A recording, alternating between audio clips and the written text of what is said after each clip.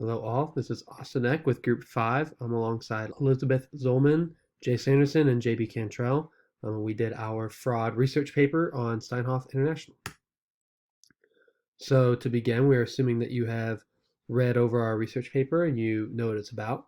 So through the rest of the presentation, we are each going to go through and present a couple questions. So each group will work together to give a concise response to the question assigned to them.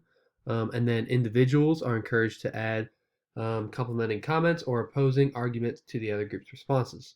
It's the same format of which we've been doing our case studies and our discussion so far.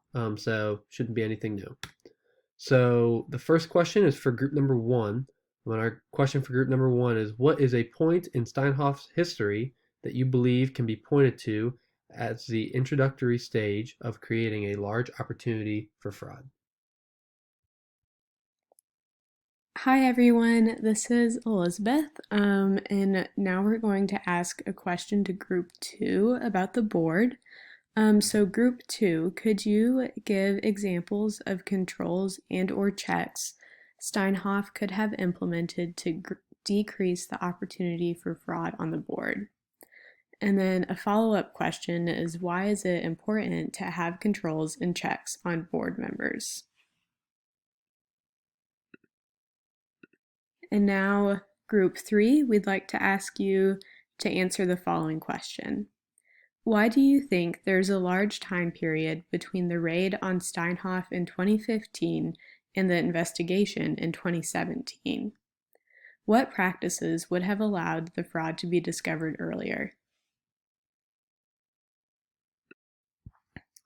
Thanks, Elizabeth. This is JB, and the question that we have for Group 4 is, do you think that if an organization like Steinhoff is overvaluing a company during an acquisition by an extreme amount, such as the mattress firm example, it should raise a red flag? Explain your answer.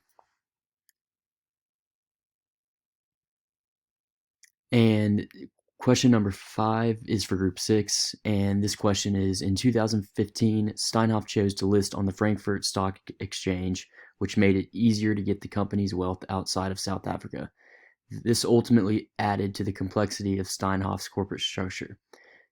Do you think there should be more limits on how complex companies can make their corporate structure in order to prevent cases of fraud inside the organizations? Would this take away the rights of capitalism? Please explain your answer.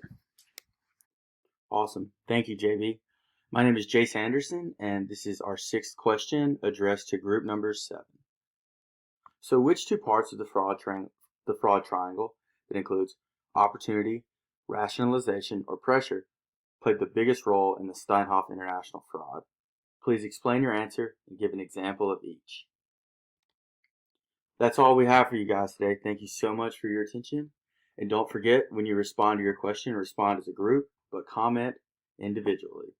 And ask us any more questions that weren't already included in our presentation that you would like to know the answer to. Thanks.